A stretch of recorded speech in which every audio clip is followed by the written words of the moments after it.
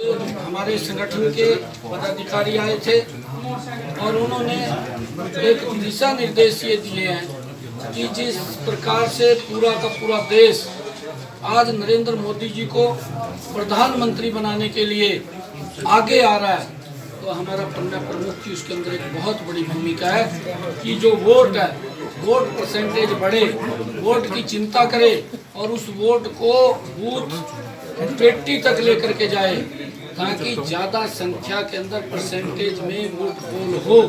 आज लोग नरेंद्र मोदी जी को दोबारा प्रधानमंत्री बनाने जा रहे हैं। हरियाणा के अंदर हमारी 10 की 10 लोकसभा सीटें जीतने के अंदर पन्ना प्रमुख की अहम भूमिका होगी और वो जो पार्टी की 5 वर्ष की जो योजनाएं, नीतियाँ जो नीचे जन जन तक पहुंची हैं, उन सब का लोगों तक संपर्क करते हुए उनको मत पेटी तक ले जाने का काम हमारा पन्ना प्रमुख। सर, लगातार आपका एक वीडियो वायरल हो रहा है, लगातार उसको विपक्ष मुद्दा बना रहा है, तो इस पर आप क्या कहेंगे? क्या वीडियो वायरल हो गया? धक्के मारने वाला वीडियो वायरल हो रहा है सर। मैंने कहा है विपक्ष हताश हो चुका है, विपक्ष निराश हो चुका है।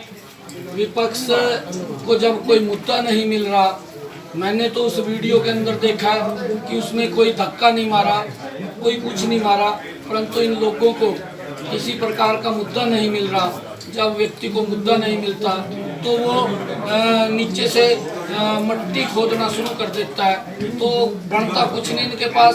देश की जनता ने इनको नकार दिया, कांग्रेस पार्टी को नकार दिया, INLD स्वयं खत्म हो चुकी है, उनके परिवार का आपस का झगड़ा था, उस झगड़े के अंदर खत्म हो चुकी है। आज देश की जनता, हरियाणा प्रदेश की जनता मनोहर लाल जी की नीतियों और नरेंद्र मोदी जी की नीतियों से संतुष्ट है और नरेंद्र मोदी जी को दोबारा फिर भारी बहुमत से, आज आप कहीं कल्याण में चले जाएं, कहीं खेत में चले जाएं, कहीं गांव में चले जाएं, कहीं आप शहर के अंदर कॉलोनी में चले जाएं, किसी मोहल्ले में चले जाएं, किसी घर में चले जाएं, आज हर व्यक्ति यही बात बोल रहा है कि दोबारा फिर नरेंद्र मोदी को इस देश का प्रधानमंत्री। शुरू हो चुके हैं कल से, लेकिन अभी तक या कांग्रेस है, BJP है, कैंडिडेट नहीं उतारा आपकी टक्कर में, क्या मानते हो?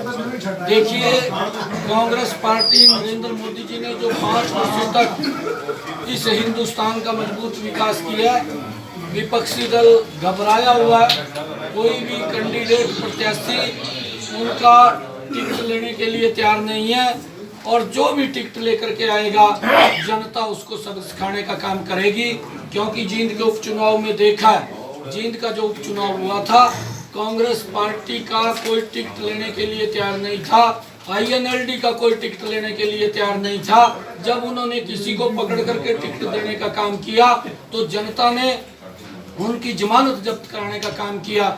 जब कांग्रेस का किसी ने कोई टिकट नहीं लिया तो राहुल गांधी ने अपने नाक के बाल सुरजेवाला को जींद के उपचुनाव के अंदर उतार दिया और जब उसको जींद के उपचुनाव में उतारा तो जनता समझदार है। आज जनता नरेंद्र मोदी जी के साथ खड़ी है और सुरजेवाला की जमानत जब्त कराने में कोई और कसर नहीं छोड़ी और उनको वहां से साफ कर दिया। और अब उसी के कारण ही, उसी के भय के कारण, क्योंकि पूरी की पूरी जनता आज नरेंद्र मोदी जी की नीतियों से प्रभावित है, क्योंकि नरेंद्र मोदी जी इस देश की मजबूती के अंदर काम कर रहे हैं। देश का हर बच्चा देश की मजबूती के लिए खड़ा है, नरेंद्र मोदी जी के पीछे खड़ा है और दोबारा फिर उसको देश का प्रधानमंत्री। इसकी बात करें तो नेता जब BJP पार्टी है, जब कांग्रेस पार्टी है, कहीं ना कहीं विकास के मामले को लेकर या मुद्दों पे न लड़के कहीं कुछ जुबानी जंग पे इलेक्शन लड़ रही है, क्या कहना है इस पर? नहीं, देखिए, हमने विपक्ष है, मैंने जैसा आपको कहा कि विपक्ष के पास कोई मुद्दा शेष बचा नहीं, हमारे पास इतने मुद्दे हैं। हम उन मुद्दों को लेकर के जनता के बीच में जा रहे हैं कि 5 वर्ष के अंदर इतनी योजनाएं नरेंद्र मोदी जी ने बनाई है, इतनी योजनाएं हरियाणा सरकार के यशस्वी मुख्यमंत्री मनोहर लाल जी ने चलाई है, जिनकी चर्चा अगर हम करें लगभग 6-6, 7-7 घंटे लग जाएंगे। मेरा कहीं कोई विरोध नहीं हुआ है।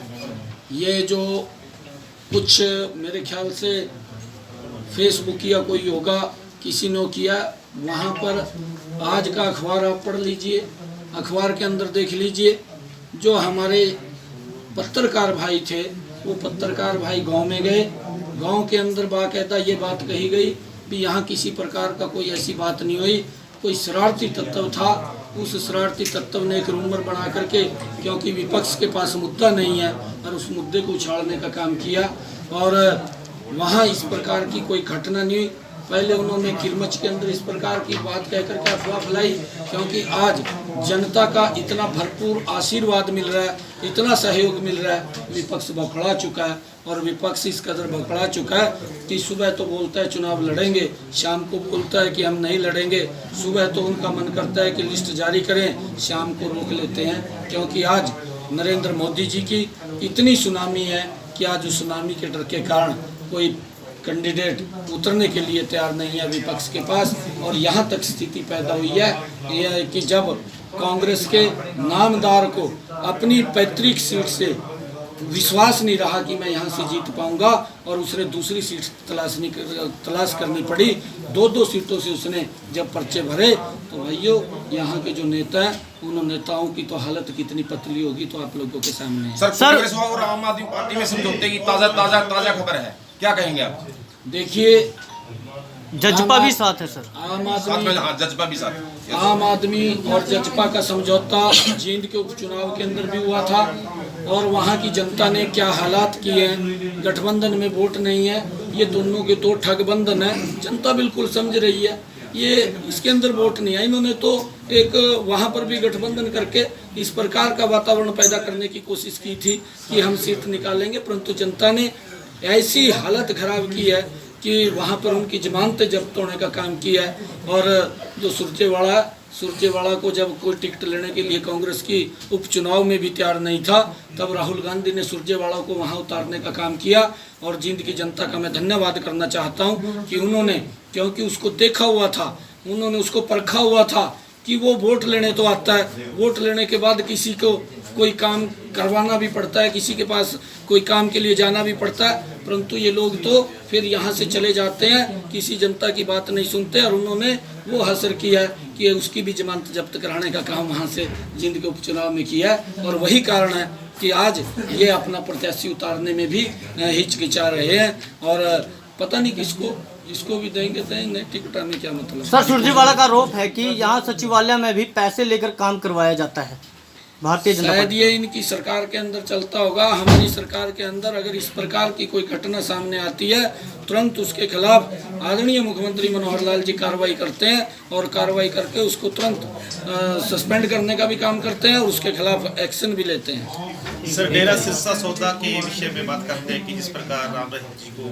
अदालत ने सजा दे दिया, और लोकसभा चुनाव 2019 पे क्या इस चीज़ का इफेक्ट पड़ेगा? क्योंकि सात संघ जो भी डेरे की है, उनका मानना है कि भारतीय जनता पार्टी किसमें हाथ है। देखिए, ये माननीय हाई कोर्ट का मसला है, इसके अंदर ना तो भारतीय जनता पार्टी का है, ये कोर्ट का मसला है। और कोर्ट ने सारा का सारा इसको किया है। कोर्ट सर्वोपरि है, क्योंकि वो भी इस देश के जो संवैधानिक ढांचा है उसका एक स्तंभ है।